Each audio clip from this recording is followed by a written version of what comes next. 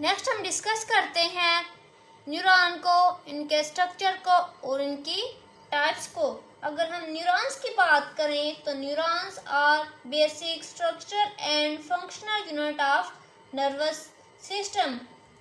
हमारे nervous system में neurons के साथ कुछ सेल्स भी मौजूद होते हैं जो कि सपोर्ट प्रोवाइड करते हैं, प्रोटेक्शन, न्यूट्रिशन वगैरह न्यूरॉन्स को प्रोवाइड करते हैं। उन सेल्स को हम नाम देते हैं न्यूरोग्लियल सेल।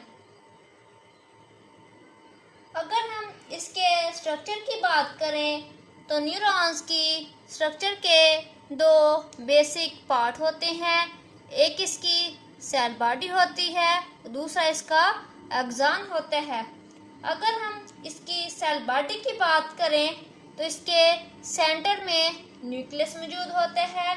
न्यूक्लियस के इर्द गिर्द cytoplasm, endoplasmic reticulum, mitochondria, ribosomes और गोल्गी अपरेटस वगैरह भी मौजूद होते हैं।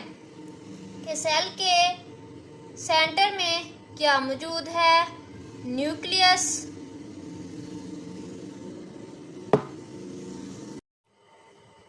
और इसके इर्द गिर्द इस जगह पे साइटोप्लाज्म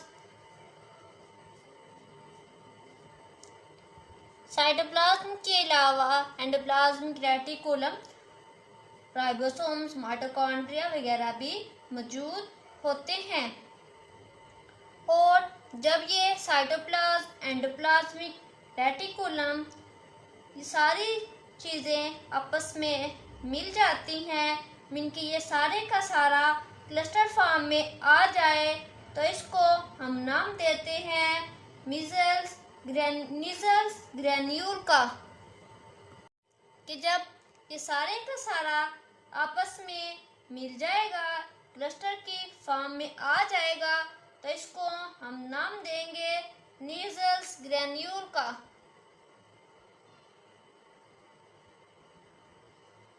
मीजल्स ग्रेन्यूल का।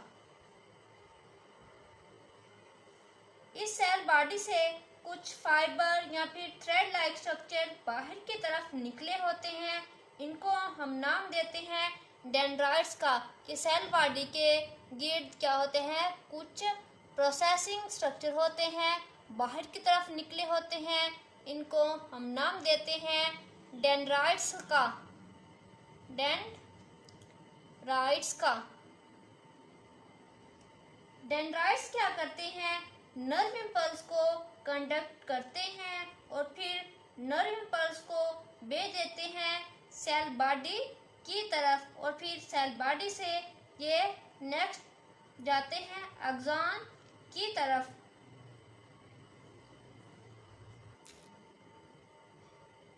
सेल बॉडी से अटैच नेक्स्ट जो नीचे वाला हिस्सा होता है इसको हम नाम देते हैं एक्सॉन का। कि ये हमारे पास क्या है? इसकी सेल बॉडी थी। सेल बॉडी से लेकर यहाँ तक जो स्ट्रक्चर होगा उसको हम नाम देते हैं एक्सॉन का।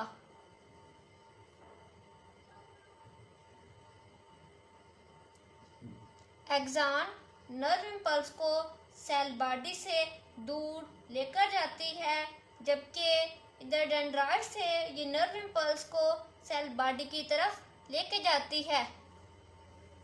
सेल बॉडी को हम सेकंड नाम देते हैं जिसको बोलते हैं सोमा।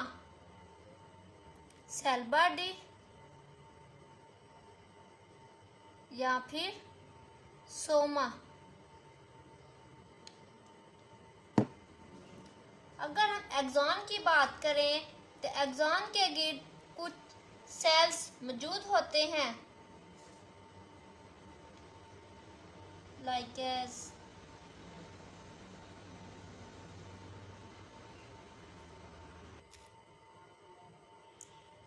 इन सेल्स को हम नाम देते हैं शमान सेल्स का। जो एक्सॉन के साथ सेल्स हैं ये कौन से सेल्स हैं? शमान सेल। शेवान सेल के ऊपर फैट की एक लेयर होती है, फैटी कवरिंग होती है, फैट सेल्स मौजूद होते हैं जो कि काम करते हैं इंसुलेटर का, कि उसके ऊपर एक फैट की लेयर बन जाएगी शेवान सेल के ऊपर।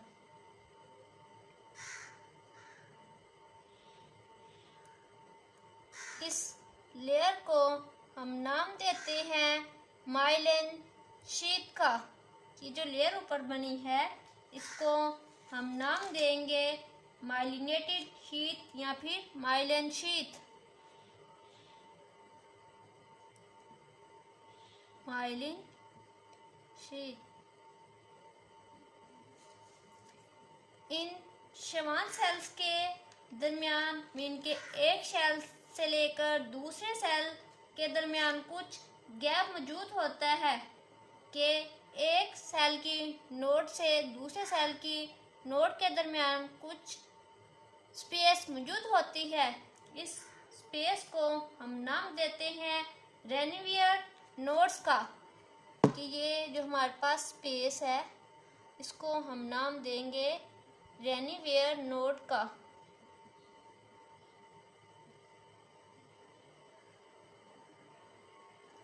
शेवान सेल के ऊपर जो फैटी लेयर है ये इंसुलेटर का तौर पर काम करती है, और जब नर्व इम्पल्स मूव करती हुई आएंगी सेल बॉडी से तो ये सेल टू सेल मूव नहीं कर सकती, क्योंकि ये लेयर इंसुलेशन होती हैं जो कि लिपिड और प्रोटीन से मिलकर बनी होती हैं।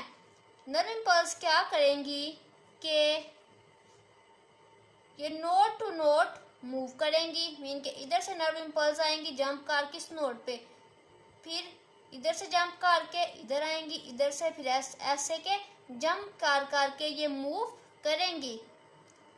कि नर्व इम्पल्स इसमें से जब पास करती हैं तो इस तरह से पास करती हैं कि वो एक नोड से दूसरी नोड की तरफ जंप करती हुई जाती है। ऐसे नर्व इम्पल्स को या फिर ऐसी मूवमेंट को हम नाम देते हैं साल्टेटरी मूवमेंट या फिर साल्टेटरी नर्व इम्पल्स। और वो नर्व सेल या फिर वो न्यूरॉन्स जिनमें माइलिन शीट वाला एक्सॉन हो उसको माइलिनेटेड एक्सॉन कहते हैं, और वो न्यूरॉन सेल जिसमें माइलिनेटेड शीट ना हो वो नॉन माइलिनेटेड एक्सॉन कहते हैं। नर्व इम्पल्स सबसे पहले डेंड्राइट से सेल बॉडी की तरफ आती है और फिर सेल बॉडी से ये एक्सॉन की तरफ जाती हैं और फिर न्यूरॉन सेल से दूसरे इम्पल्स की तरफ जाती है। नर्व्स हमारे पास क्या हैं? ये इलेक्ट्रोकेमिकल चेंज होती हैं जो वेव की सूरत में न्यूरॉन के जरिए इम्पल्स से गुजरती हैं। ये इंफॉर्मेशन चेंज होती है जो स्टिमुलाई से ताल्लुक रखती है। हमने न्यूरॉन के स्ट्रक्चर में क्या देखा कि न्यूरॉन के बेसिकली 2 पार्ट्स होते हैं। फर्स्ट पार्ट जो है वो है सेल बॉडी या फिर सोमा।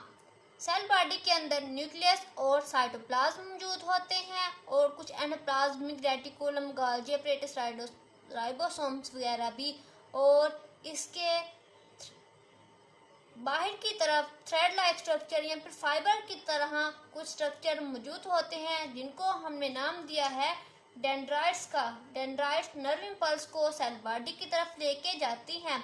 सेल बॉडी के नीचे जो नेक्स्ट पोर्शन है उसको हम नाम देते हैं एक्सॉन्स का। एक्सॉन के गिर्द कुछ सेल्स मौजूद होते हैं जिनको नाम दिया जाता है शेवान सेल्स का। शेवान सेल्स के ऊपर एक फैटी लेयर बन जाती है। इस फैटी लेयर को हम नाम देते हैं माइलिन शीट का। माइलिन शीट एक्ट करती है एज अ इंसुलेटर। शेवान सेल के दरमियान कुछ गैप मौजूद होता है। इस गैप को नाम देते हैं रेनिवियर नोड्स का, और ये एक्सॉन नर्व इम्पल्स को सेल बॉडी से दूर लेकर जाती हैं। अगर हम नर्व इम्पल्स के चलने की स्पीड की बात करें तो इसकी मैक्सिमम जो स्पीड होती है वो 120 मीटर पर सेकंड होती है, और अगर नर्व इम्पल्स की चलने की नॉर्मल स्पीड की बात करें तो वो 100 मीटर पर सेकंड होती है। नर्व इम्पल्स की स्पीड डिपेंड करती है साइज और डायमीटर ऑफ एक्सॉन पे। नेक्स्ट हम कुछ टर्म्स को डिस्कस करते हैं और टाइप्स ऑफ न्यूरॉन्स को।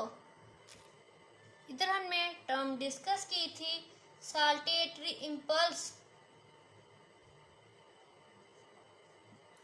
Saltatory impulse. Saltatory impulse mean jumping nerve impulse, jumping nerve impulse,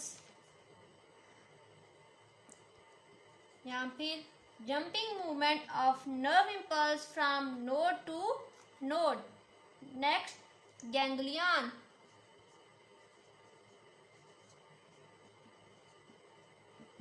Ganglion mean cluster of cell body,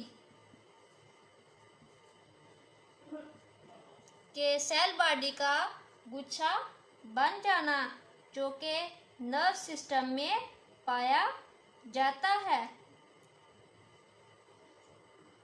अगर हम बात करें नर्व्स की तो ये वो इलेक्ट्रोकेमिकल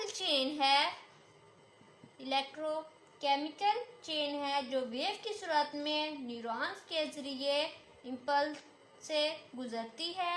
ये इंफॉर्मेशन होती है जो स्टिमुलाई से ताल्लुक़ रखती है कि ये इंफॉर्मेशन रिसीव करती है।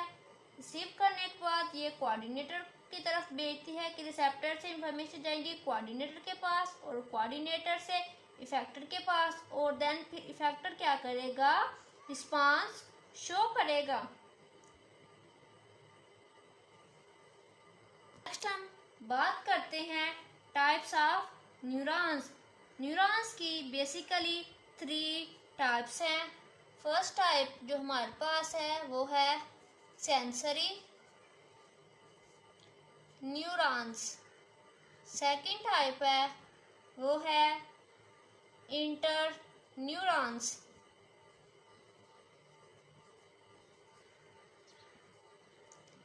थर्ड टाइप है वो है मोटर न्यूरॉन्स। अब हम सबको वन बाय वन करके डिस्कस करते हैं। अगर हम बात करें सेंसरी न्यूरॉन्स की तो सेंसरी वर्ड इंडिकेट करता है सेंस को, फीलिंग्स को, यानी ये ऐसे न्यूरॉन्स की टाइप है जो के फील करती है किसको, या फिर रिसीव करती है स्टिमुलस की इंफॉर्मेशन को रिसेप्टर से और कंडक्ट करती है, और कंडक्ट करने के बाद इसको नेक्स्ट भेजती है कोऑर्डिनेटर के पास, यानी कि ये डिटेक्ट करेगी किसी चेन को और फिर मैसेज भेजेगी कोऑर्डिनेटर को। सेंसरी न्यूरॉन में सिर्फ एक डेंड्राइट और एक ही एक्सॉन होता है। नेक्स्ट अगर हम बात करें inter neurons, inter neuron mean inter word से निकला है, इंटर मीन मिड या फिर दरमियान में, के इसमें ये इंफॉर्मेशन रिसीव करेगी सेंसरी न्यूरॉन्स को कि ये एक्ट करती है एज अ कोऑर्डिनेटर, के कोऑर्डिनेटर के पास जो न्यूरॉन्स होंगे वो इंटर न्यूरॉन्स होंगे। ब्रेन में एक वक्त में मल्टीपल नर्व ऑफ इम्पल्स आ रही होती हैं और मल्टीपल नर्व ऑफ इम्पल्स इसके रिस्पांस में वापस जा रही हैं। इसका मतलब ये है कि है कि इंटरन्यूरॉन में बहुत से डेंड्राइट्स और एक्सॉन्स मौजूद होते हैं कि हमारे पास ये क्या है, ये एक न्यूरॉन का स्ट्रक्चर है। इधर इसकी क्या है, सपोज करें सेल बॉडी है, ऊपर क्या होंगे डेंड्राइट्स और ये पार्ट क्या होगा एक्सॉन के। इसके पास क्या है, एक ही सेल बॉडी है और डेंड्राइट्स भी एक हैं और एक्सॉन भी एक हैं। लेकिन अगर इंटरन्यूरॉन की बात करें तो इसके पास काफ़ी ज़्यादा डेंड्राइट्स होंगे और काफ़ी ज़्यादा ही एक्सॉन्स प्रेजेंट होंगे।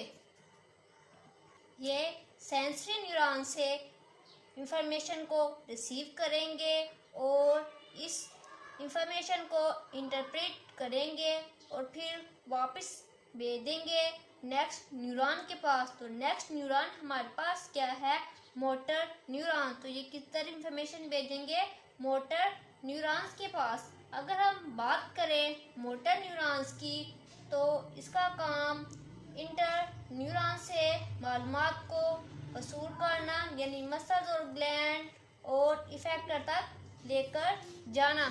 ये क्या करेंगे, इंफॉर्मेशन रिसीव करेंगे इंटर न्यूरॉन से और इंटर न्यूरॉन से रिसीव करने के बाद ये लेके जाएंगे इफेक्टर के पास और इफेक्टर को होंगे हमारे पास मसल्स या फिर ग्लैंड्स और फिर रिस्पांस शो होगा। इसमें बहुत से डेंड्राइट्स होंगे लेकिन एक्सॉन क्या होगा, सिर्फ इसमें एक ही एक्सॉन होगा।